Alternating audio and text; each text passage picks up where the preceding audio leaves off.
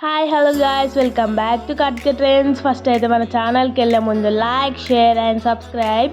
ఇప్పుడైతే చింత చిగురు ఎగ్స్ అయితే ఎలా చేసుకోవాలో చూసేద్దాం రండి. ఫస్ట్ అయితే స్టవ్ వెలిగించి ప్యాన్ పెట్టుకోవాలి. ప్యాన్ హీట్ అయ్యేలోపు మన ఇంగ్రీడియంట్స్ అయితే చూసేయండి. మరి ఎందుకు ఆలస్యం.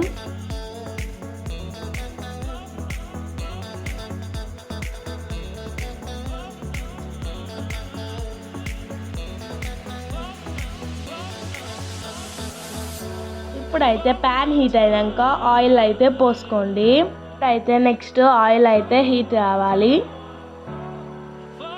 ఆయిల్ అయితే హీట్ అయినాక ఆవాలు ఇంకా జీలకర్ర వేసేసుకోండి.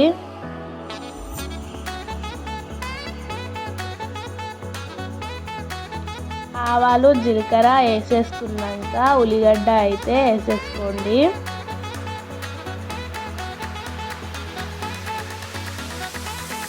ఇప్పుడైతే ఒకసారి కలిపేసుకోండి. అవైతే మొత్తం బ్రౌనిష్ కలర్ వచ్చే వరకు వెయిట్ చేయండి. ఇప్పుడైతే నెక్స్ట్ అల్లం పేస్ట్ వేసుకోండి. నేనైతే 1 స్పూన్ వేసుకున్నాను. ఇప్పుడైతే పసుపు వేసుకోండి.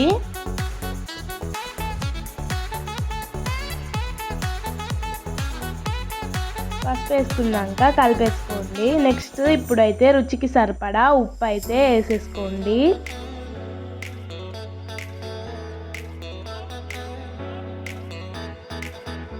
నెక్స్ట్ ఇప్పుడు రుచికి సరిపడా కారం అయితే వేసేసుకోండి.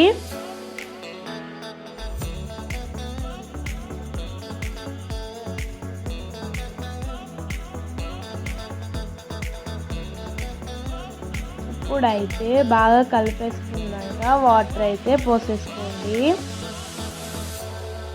వాటర్ పోసేసుకున్నాక ఒకసారి అయితే కలుపుకోండి.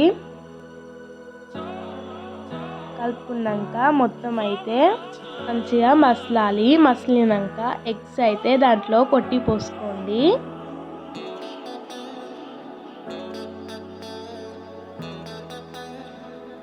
మేమైతే 5 ఎగ్స్ కొట్టి పోస్తున్నాము.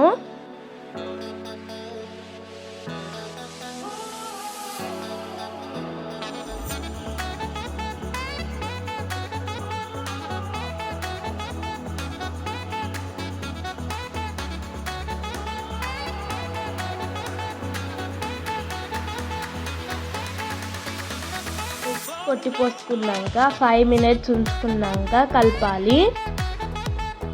సేపు అయితే కొట్టి పోసినాక ఆగాలి, ఎందుకంటే పచ్చి వాసన వస్తుంది. ఇప్పుడైతే చింత చిగురు అయితే వేసేసుకోండి.